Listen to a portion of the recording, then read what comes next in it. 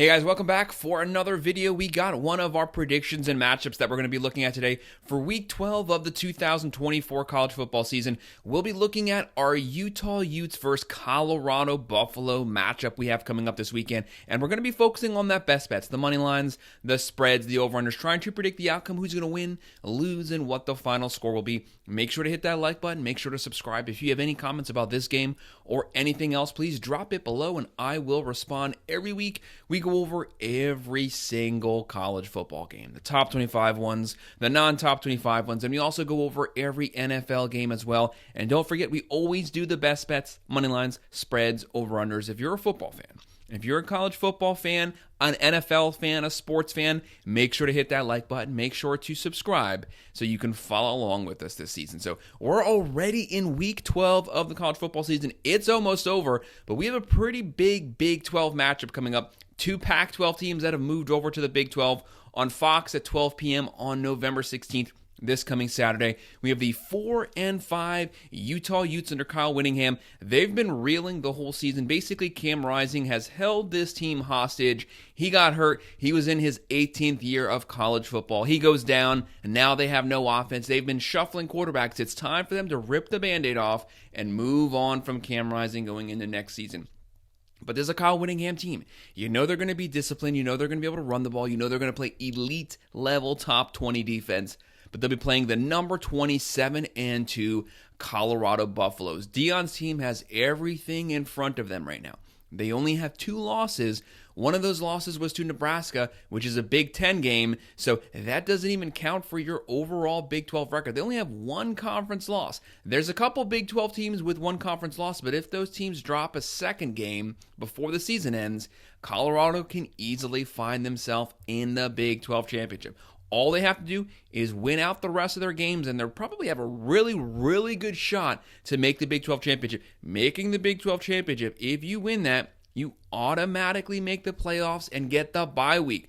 Props to Deion Sanders' squad right here. They're a lot better than they were last season on both sides of the ball. They're more efficient on offense, and their defense is actually playing solid. Right now, Utah comes in. They are going to be shuffling quarterbacks right now. Now, if it's Wilson, no matter what, they have a lot of turnover problems, and they turn the ball over on their own side of the field. You don't want to do that versus a Colorado team who has a high-scoring team who can vertically push the ball down the field. But Kyle Whittingham's team, they're going to play that elite defense. They're going to try to get pressure on Shedeur Sanders, keep him in the pocket. Getting pressure on him, hopefully you can force some errant throws, which could potentially lead to turnovers and give your offense back on the field with the short side of the field. But right now, Utah comes in. They're averaging 22.6 points a game. They're throwing for 225.1. They're running for 150.4. They actually have a pretty decent run game, and their defense right now is giving up 17.1 points a game. This is still a really good defense, and that's considering the fact their offense only averages 22. So their defense is on the field the entire game, and still they're only giving up 17.1 points a game. It is going to be very hard to score on Utah, especially first half. But what you're doing is you're hoping that you can wear them down by the second half. They give up 187.7 pass yards per game, 132.4 rush yards per game. And for Colorado, they're averaging 32.4 points a game. Colorado has a 75% chance to win this game. 10-point favorite here. Pretty big spread there for an elite defense.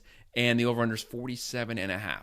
They're throwing for 345.2. This is one of the best passing teams in the nation with one of the best young wide receiver cores in the nation. Travis Hunter, we all know him. They have Shedeur Sanders slinging the ball. They have Horn, Webster, multiple guys that they can push that ball to vertically down the field, and they live on the big pass. They don't just dink and dunk. They love to throw bombs, and they're hitting on them. Guys are getting open, but you can only throw those bombs if you have time in the pocket. Colorado has been known to have a questionable offensive line. Can Utah disrupt the game? That's where this game is a potential upset game because Utah can punch you in the mouth from the jump. Keep this game close. Keep it a one-possession game. If you keep it a one-possession game and you have the ball last, you always have the potential to win this game. Right now, Colorado's they're running for 78.3 yards a game. Obviously, when you only run for less than 80 yards per game, that's your weakness, is your offensive line getting pushed, opening up lanes, and you being able to keep the ball on the ground. The ground game opens up that play action. With that, you're very one-dimensional. but that doesn't mean that you can't win it. And they're giving up 22.6 points a game. That's not great, but trust me, it is much, much improved over last season. This team tackles way better than they did last year. They give up 237.6 pass yards per game, so there might be some opportunities for Utah to throw the ball, but they don't want to live on the pass because Utah does throw a lot of interceptions. If they throw for 280 yards, they're probably throwing 2 to 3 picks also. So you want to be able to keep the ball on the ground, play time of possession, grind Colorado down. And Utah does have the ground game for that, and they do give up 150.7 rush yards per game. Utah's loving that right now because they want to run the ball almost every single down. For Utah, their leading passer is Isaac Wilson. He has 1,200 yards. He's also coming in here 8 touchdowns, 8 picks. But they have Bernard closing in on 900 yards on the ground. He's the X factor here. He's going to be the guy carrying this team on his shoulders, running the ball and catching the ball out the backfield. They also have Singer at the receiver position. And for Colorado, Shore Sanders closing in on 2,900 yards, 24 touchdowns, 6 picks. They have Travis Hunter closing in on 900 yards, but we already ran over their wide receiver core. It is loaded, multiple weapons, multiple ways they can beat you, and this is a experienced team in the fourth quarter having to go down the field and win the game. So how do I predict this game's going to go? To me, this game's probably going to be close for the first, second quarter, but it's going to be hard to keep up with Colorado offensively for 4 straight quarters because Utah really doesn't have an offense. Barring Colorado having a lot of fumbles, a lot of interceptions, just playing a sloppy game, you would then be giving the game to Utah. To keep up with Colorado, you don't just have to have a good defense, you have to have an offense that can consistently move the ball.